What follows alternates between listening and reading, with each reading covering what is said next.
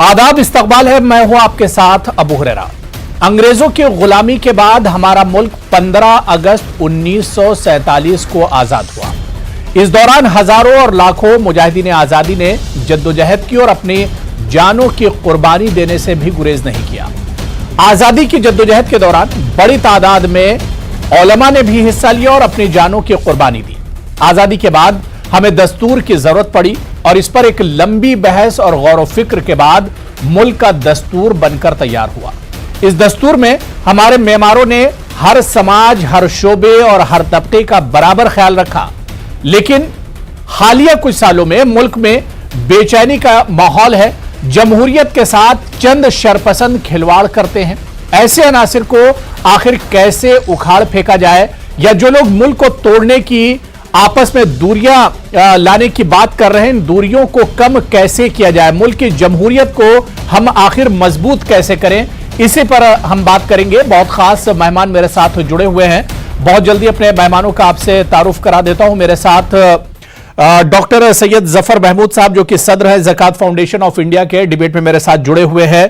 फिरोज बख्त अहमद साहब, जो कि मुस्लिम दानिश्वर है, इंटेलेक्चुअल है, वो भी इस डिबेट का हिस्सा है। जॉन दयाल साहब राइटर हैं और सामाजिक कारकुन है, एक्टिविस्ट है, वो भी इस डिबेट में जुड़े हुए हैं। और डॉक्टर एच.एस. रावत साहब हिंदू धर्म गुरु हैं और अक्सर मेरे साथ डिबेट में जुड़ते हैं, वो भी इस डिबेट का हिस्सा है। सभी मेहमानों का बहुत इस्तकबाल है न्यूज़ 18 उर्दू में। मैं सबसे पहले सैयद जफर महमूद साहब आपसे ही शुरुआत करना चाहूंगा। सर, यौम जमहूरिया का जो जश्न होता है वो इस वजह से होता है कि इस दिन हमारे मुल्क का दस्तूर बना था, बल्कि दस्तूर का निफाज एक तरह से हुआ था। लेकिन सैयद जफर महमूद साहब, हम देख रहे हैं कि आज दस्तूर की बालादस्ती पर ही एक तरह से सवाल उठ रहा है। सर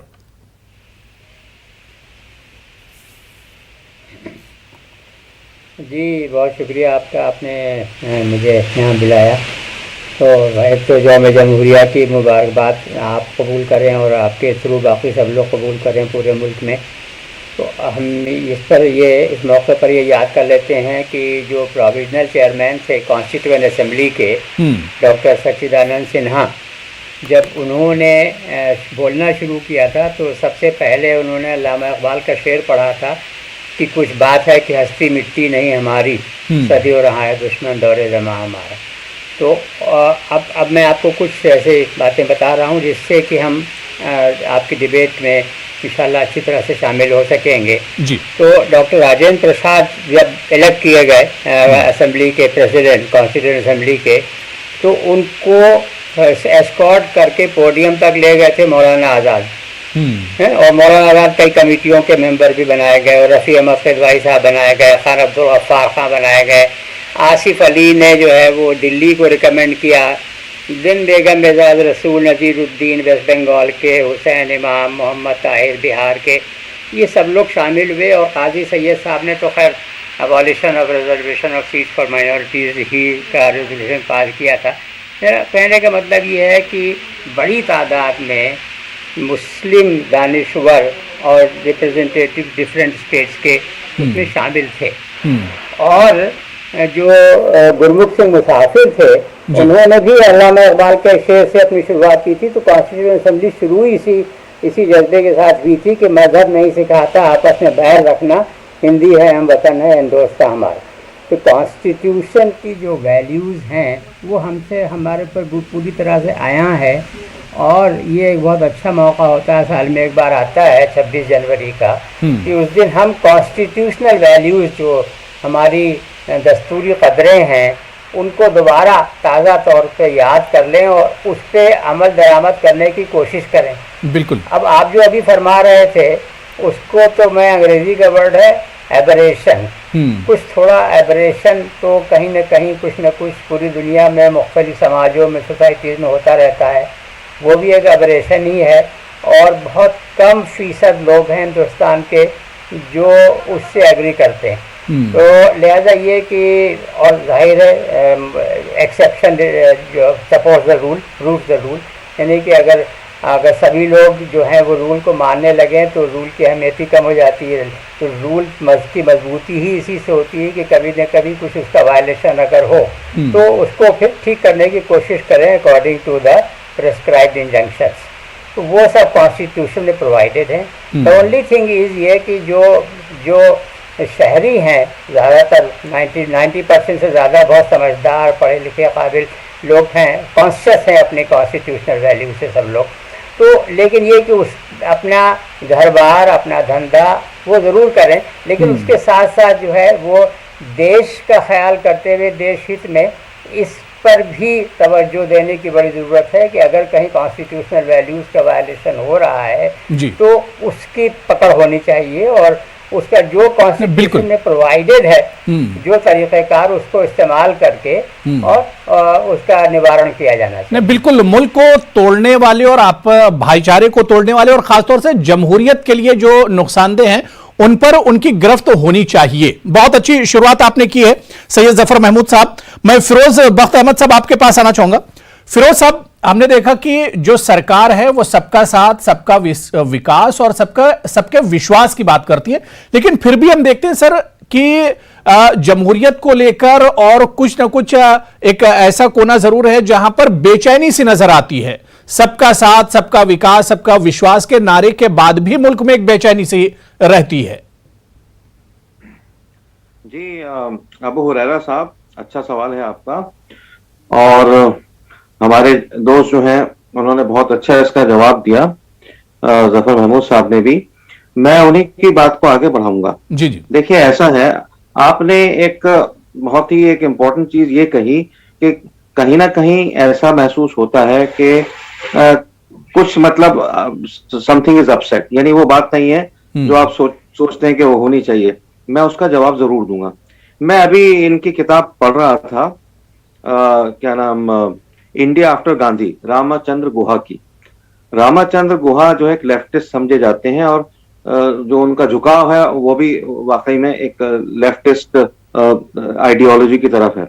उन्होंने ये लिखा कि हिंदुस्तान को जो भी चलाएगा, इनकी सोच है वो एक नेहरूवियन मॉडल पे चलाएगा। नेहरूवियन मॉडल इसलिए कि नेहरू हिंदुस्तान के पहले प्राइम मिनिस्टर थे, इस बात में कोई दो राय नहीं है। लेकिन इसका मतलब ये नहीं कि नेहरूवियन मॉडल जो है वो कांग्रेस का मॉडल है या फिर ये किसी पार्टी का मॉडल है। वो एक ऐसा मॉडल है जिस मॉडल से हिंदुस्तान पहले से भी चलता आया और आज भी चल रहा है। नेहरूवियन मॉडल का मतलब है जो अभी बात कर रहे थे आपने, सबका साथ, सबका विकास, सबका विश्वास, सबका प्रयास, ये सारी चीजें उस मॉडल में है। ठीक है, इसको आप नेहरूवियन मॉडल कहें, इसको आप इंदिरा गांधी मॉडल कहें, वाजपेयी मॉडल कहें, या अब लेटेस्ट इसमें मोदी मॉडल कहें, हिंदुस्तान ऐसे ही चलता आ रहा है, ऐसे ही चलेगा। अब आपके सवाल का असली जो कोर है, द कोर क्वेश्चन इज कि कुछ तबकात में आप सोचते हैं कि कहीं बेचैनी है। बिल्कुल, मेरा ख्याल है कि बेचैनी नहीं है। अल्लाह का शुक्र है, हर चीज, everything is in right place. और मुझे अफसोस जब होता है जब बड़े बड़े एक्टर, नाम किसका लूं मैं, चाहे वो आमिर खान हो, चाहे वो शाहरुख खान हो या कोई और खान हो, जब वो कहते हैं, बल्कि एक अभी शाह साहब का भी इसमें एक कमेंट आया था, वो पलटियां खाते रहते हैं, कभी कहते हैं मुझे हिंदुस्तान में डर लगता है, कभी कुछ कहते हैं। इस तरह की जब चीजें आती हैं, कुछ पॉलिटिकल लीडर्स हैं जो अपनी मतलब सीट को बचाए रखने के लिए अपनी जो भी उनकी एक थॉट प्रोसेस है उससे वो भटकाते रहते हैं।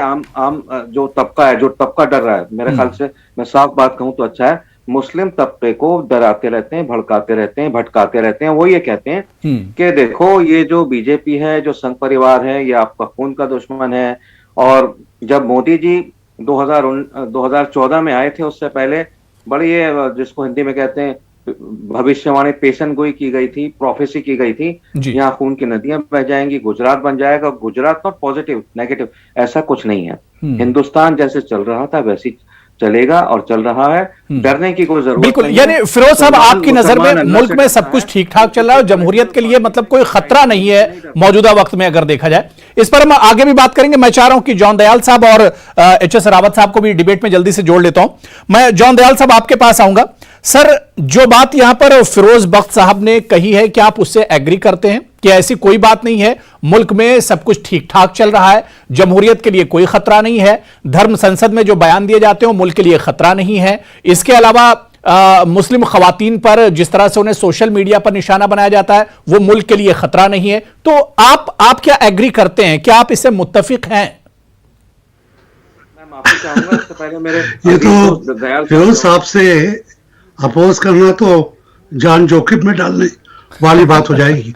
मैं इनकी एक भी बात से नहीं मानता मैं और इसके लिए मैं 2 मिनट चाहूंगा आपसे। जी जी बिल्कुल, क्योंकि शायद मेरी आवाज और जो मैं कहूंगा बाकी लोगों से फर्क हो।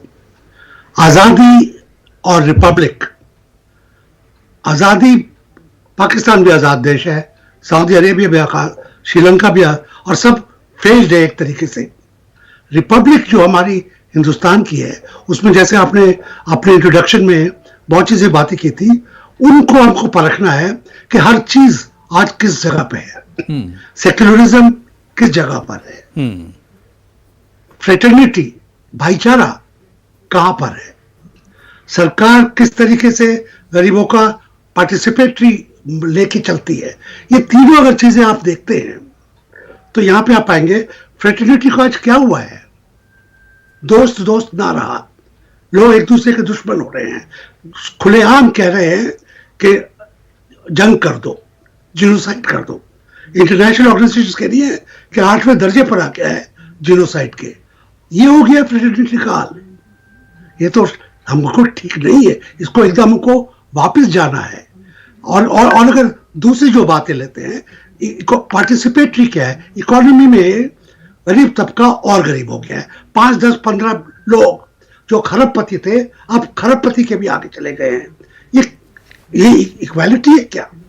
ना इक्वालिटी रही है, ना फ्रेटर्निटी रही है। और मेरा ख्याल है पिछले 10-1 साल में, और खासकर पिछले 7 साल में, इसके अंदर जो हम फिसले हैं वो बहुत गलत बात है। मेरे ख्याल अभी भी समय है कि हम कदम उठाएं, फ्रेटर्निटी, लोगों का भाईचारा बढ़ाए, खून खराबा जो आवाज भी उठाता है, चुप भी करता है, उसको पकड़ में जेल में डालिए आप। उसको बाकायदा टेररिस्ट डिक्लेयर कीजिए। जो कहता है फला फला का कत्ल कर दो, फला फला का पूरा देश से हटा दो, ये टेररिज्म नहीं है तो क्या है? जिसमें अल्पसंख्यक हैं, फिरोज साहब मैं आ रहा हूं जी जी जी। हाँ, या डरेंगे नहीं तो क्या होगा? मेरा विचार है कि जो रूट्स थी रिपब्लिक की 1950 26 जनवरी को, जो हमने अपने आप को कानून दिया था, वो बहुत सख्त है, बहुत अच्छा है। उसके अंदर दरारें नहीं आनी चाहिए। उसको आप छेनी लेके तराशिए मत, वो ठीक ठाक है। उसको और खराब करने की जरूरत मत कीजिए आप। ठीक है, फिरोज साहब आप कुछ कहना चाह रहे हो, उसके बाद मैं रावत साहब आपके पास आ रहा हूं, आप भी वेट कर रहे हैं जी। कहना चाहूंगा, मेरे अजीज दोस्त जॉन दयाल साहब को मैं बहुत अरसे से जानता हूं। दिल्ली में वो मिड डे अखबार निकालते थे, अब से 25 साल पहले मैं उसके लिए लिखता था। लेकिन मैं दो एक उनकी बातों से मुत्तफिक नहीं हूं। जॉन दयाल साहब ने जेनोसाइड की बात की, बिल्कुल गलत है। जो भी करेगा जेनोसाइड की बात, चाहे वो धर्म संसद में हो, जो कहेंगे कि एक कौम को बिल्कुल जो है उसको हम खत्म करना चाहते हैं, या जेनोसाइड तो नहीं, लेकिन उससे मिलती जुलती बात अगर बरेली में कही जाए, आला हजरत इतना बड़ा नाम है, उनके अगर साहबजादे ये बात कहें कि अगर मैं अपने लड़कों को जो है खुला छोड़ दूं या उनको इजाजत दे दूं तो तहस नहस कर देंगे, इन चीजों से बचना चाहिए। India will never be run by these things. और रही बात इक्वालिटी की, फ्रेटर्निटी की, वो आज भी है। मैं जॉन दयाल साहब से, हालांकि आप अबू हुरैरा साहब इसके एंकर हैं, मैं जॉन दयाल साहब से पूछना चाहूंगा, आपने एक मुल्क के ऊपर एक, मैं ये तो नहीं कहूंगा, एक एलिगेशन ये लगाई कि यहाँ जो है फ्रेटर्निटी खत्म हो गई, इक्वालिटी और सेकुलरिज्म खत्म हो गया। दयाल भाई ये बताइए, आप माशाल्लाह से इतने दिन से यहाँ रह रहे हैं, आप टीवी बहसों पे आते हैं, बहुत मैंने बहसों में आपको देखा है और आपसे सीखा भी है, तो क्या आपको किसी ने रोका है? हिंदुस्तान में फ्रीडम ऑफ एक्सप्रेशन है, आप अच्छे से एक्सप्रेस करते हैं और आप जो एक्सप्रेस करना चाहते हैं अपने दिल से अच्छी तरह करते हैं। क्या किसी ने आपको रोका, किसी ने थ्रेटन किया, खुदा ना खास्ता कोई आप पे अटैक हुआ? तो ये थोड़ा सा मेरा सवाल है, हालांकि मुझे इसकी इजाजत नहीं है, क्योंकि यहाँ अबू हुरैरा साहब सर, क्योंकि मेरे पास वक्त की कमी भी है। जॉन दयाल साहब शायद इसका जवाब भी देंगे, लेकिन मेरे पास वक्त की कमी है। जॉन दयाल साहब, मैं सर बहुत मुख्तसर में जवाब दीजिएगा जी। तो मुसलमानों की बड़ी खुशहाली है, मगर अगर गरीब जनता, गरीब मुसलमान को जामा मस्जिद के पीछे छोटे गांवों में देखा जाए तो आपको दशा पता लगेगी। जेल में जो बंद है उनको देखा जाए तो पता लगेगी। वैसे अगर फिरोज साहब को देखा जाए तो मुसलमान की बड़ी खुशहाली है। चलिए ठीक है, मैं एचएस रावत साहब आपके पास आऊंगा और इसके बाद मैं डिबेट आगे बढ़ाऊंगा। मैं रावत साहब आपके पास आऊंगा।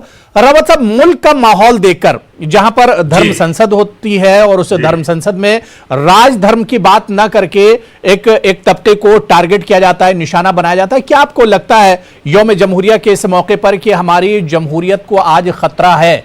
इस तरह की अगर स्पीचेस होंगी, इस तरह की हेट स्पीचेस होंगी, तो मुल्क को कहीं ना कहीं खतरा है ऐसे लोगों से।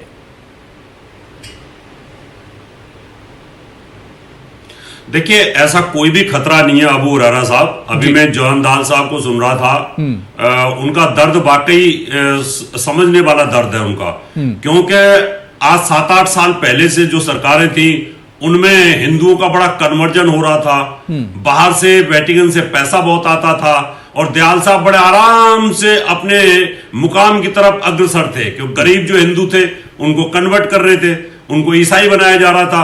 अब वहां पर हथौड़ा लगा है सरकार का, सरकार ने उसको रोक दिया, विदेशी फंड को रोक दिया, तो जवान दयाल साहब को अब ये देश में तकलीफ होने लगी है। उनको लग रहा है कि भाई यहाँ तो देश में धर्म संसद हो रही है। जवान दयाल साहब राइटर हैं, इन्होंने तब नहीं लिखा जब जम्मू कश्मीर के अंदर मस्जिदों से बोला जाता था कि या तो हिंदू और मुसलमान बन जाओ पंडितों, नहीं तो ये कश्मीर खाली कर दो, और कश्मीर खाली हो गया। उस समय जवान दयाल साहब को कुछ नजर नहीं आता था। हामिद अंसारी साहब जो बोल रहे थे कि 10 साल वो उपराष्ट्रपति रहे, उसके बाद बोलते हैं कि देश में खतरा है। तो मुझे लगता है रावत साहब जो बात यहाँ पर जॉन दयाल जी ने की, या जो बात यहाँ पर फिरोज अहमद बख्श साहब ने कही, अगर ये बात बरेली से हो और मुल्क के खिलाफ हो तब भी इसे जस्टिफाई नहीं किया जा सकता है। ये बात हरिद्वार से हो और मुल्क के खिलाफ हो, मुल्क को तोड़ने वाली हो, तब भी उसके जस्टिफाई नहीं किया जा सकता है, उसके साथ नहीं जाया जा सकता है। जमहूरियत को मजबूत कैसे किया जाए, जमहूरियत को मजबूत कैसे किया जाए, इस पर हम चर्चा कर रहे हैं। इससे कितनी बार पहले बोला गया है, हिंदुओं के खिलाफ आग उगली गई है, उससे पहले कभी नहीं बोला गया। इमाम बुखारी पर 56 मुकदमे, वो सरकार में कभी उनको अरेस्ट नहीं किया, और ये बोला जाता है कि उपद्रव हो जाएंगे। ये चीजें तो देखिए सरकार, इसे सरकार और इंतजामिया को देखना चाहिए, नहीं कर सकती है, इसे सरकार और इंतजामिया को देखना चाहिए। मैं सैयद जफर महमूद साहब, मैं आपके पास आऊंगा। जफर महमूद साहब, क्योंकि जफर महमूद साहब, क्या वाकई में आपको लगता है कि हिंदुस्तान तो तहजीबों का मुल्क है, गंगा जमनी तहजीब के लिए जाना जाता है, और जो बात यहां पर एच.एस. रावत साहब ने कश्मीर की, तो कश्मीर भी अपनी कश्मीरियत के लिए जाना जाता है। कश्मीर और आज भी बहुत से कश्मीरी ऐसे हैं जो कश्मीरी पंडितों के कश्मीर से निकाले जाने का दर्द उनके अंदर है। लेकिन क्या वाकई में मुल्क की जो तस्वीर है वो ये बताती है कि अदम इत्मीनान कहीं ना कहीं है मुल्क में, जमहूरियत को कहीं ना कहीं ठेस पहुंची है? देखिए, मैंने आपसे पहले भी अर्ज किया था कि जो बात आप अदम इत्मीनान की कर रहे हैं, तो कोई समाज पूरी दुनिया में ऐसा नहीं होता है जिसमें हमेशा बड़ा 100% इत्मीनान हो। तो कहीं ना कहीं कोई ना कोई अदम इत्मीनानियत ज़रूर हो रहती है, ये तो पहले हम ये बात मान लें जी। दूसरी बात ये है कि इसका ये भी देखना चाहिए कि जो आप जो रेफ़र कर रहे हैं कि जो कुछ गुफ्तगू हुई, जो कुछ बातें कही गई धर्म संसद में, या वो बता रहे हैं कि तो उसकी जो एक its violation of law and order, violation of the basic law, उसमें law should takes its own course, और इस मामले में भी लॉ जो है वो अपना कोर्स ले रहा है। यहाँ तक कि सुप्रीम कोर्ट ने भी इंटरवीन किया, और उसकी वजह से जो अरेस्ट होने हैं वो हो रहे हैं। तो हमें ये बात मान के चलना चाहिए कि अगर कहीं छुटपुट 1-2%, 4% कहीं कोई वायलेशन कानून का या दस्तूर का अगर होता है, तो वो ह्यूमन नेचर का पार्ट है। उसके अलावा ये कि उसका पर्पस भी और कर लेना बड़ा ज़रूरी है। पर्पस है उसका पॉलिटिकल, सियासी मकसद है, और जब वो सियासी मकसद जो है वो फुलफिल हो जाता है, तो उसके बाद फिर वो बात भी ख़त्म हो जाती है। आप ये देखिए ना कि ये जो संसद हुई, जो कुछ बातचीत हुई, वो अभी हाल में हुई है, 2-4 हफ्ते के अंदर अंदर ही, जबकि ये 2-4 साल पहले भी हो सकती थी, लेकिन ये हुई नहीं, क्योंकि उस वक्त पॉलिटिकल रिक्वायरमेंट नहीं था ऐसा करने वालों का। तो लिहाजा इस बात को गौर करके समझ लेना चाहिए कि मकसद उसका पॉलिटिकल है। और सच्ची बात अगर देखा जाए तो उसमें मतलब ये नहीं है कि वाकई ऐसा कुछ करना है जैसा कि कहा गया, लेकिन ये कि कहना भी नहीं चाहिए था, वो मॉरल भी है और कोर्ट जो है वो उसको देखभाल कर रहा है। बिल्कुल, यानी हमारी सियासत में जो बदलाव आया इससे भी हमारी जमहूरियत को कहीं ना कहीं खतरा पहुंचा है और खतरा एक तरह से है। मैं फिरोज बख्त अहमद साहब आपके पास आना चाहूंगा। फिरोज बख्त साहब, क्या आपको लगता है कि जहां पर इस तरह के वाकयात होते हैं, धर्म संसद का, क्योंकि हालिया दिनों ये पूरा मामला हुआ, इस वजह से मैं इसे कोट कर रहा हूं, या बरेली में जो कुछ हुआ, जिस तरह की बयानबाजी की गई, इस तरह के वाकयात में मेजॉरिटी और अक्सरियत की जो खामोशी है वो ज्यादा नुकसान पहुंचाती है। अगर धर्म संसद हुआ था और उसके बाद हिंदू भाई खड़े होते और उनकी मुखालिफत करते, पिछले दिनों हमने देखा कि धर्म संसद की मुखालिफत मुस्लिम राष्ट्रीय मंच से भी की गई, लेकिन मोहन भागवत जी या आरएसएस की तरफ से कोई बयान नहीं आया। तो मेजॉरिटी की जो खामोशी है वो भी नुकसानदेह है ऐसे में। नहीं, आपकी इस बात को मैं मानता हूं, मेजॉरिटी माइनॉरिटी में यकीन नहीं रखता हूं, क्योंकि मेजॉरिटी और माइनॉरिटी वो चीजें हैं जो मुल्क को तकसीम करती हैं। These make India divided house. अच्छा, मैं इसमें ये कहना चाहूंगा आपसे कि आप देखिए, हम सॉल्यूशन की तरफ आते हैं। प्रोग्राम अब आपका खत्म होने वाला है। जी जी, खामोशी, मैं जॉन दयाल साहब आ रहा हूं सर, आ रहा हूं। सुनिए, मैं खामोशी की जवाब दे रहा हूं। अबू साहब सुनिए मेरी बात। खामोशी बिल्कुल ठीक नहीं है। आपने कहा कि मुस्लिम मंच से इसका आया, ठीक है, ये ऐसी चीज है जिसको कोई एक्सेप्ट नहीं करेगा। और अगर खुदा न खास्ता, देखिए कई इंसिडेंट्स ऐसे होते हैं जो टेररिस्ट इंसिडेंट्स होते हैं जो मुस्लिम नाम के लोगों के जरिए किए जाते हैं, उस पर भी हम लोग, मैं अपने को शामिल कर रहा हूं, हम लोगों को उसकी भी रोड पे आके उसकी मुखालिफत करनी चाहिए। बिल्कुल करनी चाहिए, हम वो नहीं करते, ठीक है। और मैं सोचता हूं जैसे दारुल उलूम देवबंद ने एक बड़ा अच्छा फतवा जारी किया था 10-12 साल पहले, बकरीद से पहले उन्होंने ये फतवा जारी किया था। हम अपने मुस्लिम भाइयों से दरख्वास्त करते हैं कि वो गाय को ज़िबा ना करे, क्योंकि गाय हमारे हम वतनों, हमारे बिरादरान वतनों की जो है माँ है। तो ये हमें इस तरह से चलना है। और अगर आप बिल्कुल इसके खिलाफ आवाज उठानी चाहिए, क्योंकि मेरे पास वक्त की कमी है। जॉन दयाल जी, जो दूरियां बढ़ी, इन दूरियों को कम कैसे किया जाए? बहुत मुख्तसर में, वक्त की कमी है। बहुत अच्छी बातचीत हो रही, लेकिन वक्त की कमी है मेरे पास। जी, अब जिस तरीके की बातें आपके चैनल पे जफर साहब को छोड़ के हुई, उससे दूरी कम होने थोड़ी तो रही नहीं। यहाँ पर हम कर रहे हैं जमहूरियत में सरकार, और सरकार को क्रिटिसाइज करना, किसी कौम को क्रिटिसाइज करना या देश को क्रिटिसाइज करना नहीं है। मेरा हक है जमहूरियत में कि अपनी सरकार से तलब करूं मैं कि आप क्या ठीक कर रहे हैं, क्या गलत कर रहे हैं। उससे मेरा जो हिंदुस्तान के प्रति प्यार है, यहाँ का पैदा हुआ हूं मैं, कहीं विदेश से नहीं आया मैं, उसको कोई कमी नहीं आती है। भारत की कोई भी सरकार जो आज के दिन में है, उससे तलब करना मेरा हक है। और जमहूरियत ने सबसे बड़ा हक ये मेरे को दिया है, जो कि पाकिस्तान के लोग शायद नहीं कर पाएंगे, सऊदी अरेबिया के नहीं कर पाएंगे, श्रीलंका के शायद नहीं कर पाएंगे। मैं हिंदुस्तान में हिंदुस्तानी ईसाई के हैसियत से अपनी सरकार से कड़वे से कड़वा सवाल भी पूछ सकता हूँ। और ये कन्वर्जन, धर्म वगैरह वगैरह, इसको उसमें मत लाइएगा। उसका मेरे पास जवाब है, मैं किसी और फोरम में दूंगा। नहीं, बिल्कुल जाहिर सी बात है कि जमहूरियत के लिए अगर खतरा है तो इसके लिए सबको मुत्तहिद होकर इसके खिलाफ उठना होगा, चाहे हिंदू हो या मुसलमान हो, सब मिलकर आएंगे, क्योंकि मुल्क की आजादी सबने मिलकर हासिल की है। और अगर आज मुल्क की जमहूरियत को खतरा है तो इसके खिलाफ भी सबको मिलकर आना होगा। बहुत बहुत सभी मेहमानों का बहुत बहुत शुक्रिया, बड़ी अच्छी बातचीत हो रही थी, वक्त की कमी है। सैयद जफर महमूद साहब, फिरोज बख्त साहब, जॉन दयाल जी और एच.एस. रावत साहब, मैं दोबारा नहीं आ सका, बहुत माजरत के साथ। बहुत बहुत शुक्रिया डिबेट में जुड़ने के लिए सभी मेहमानों का। आदाब।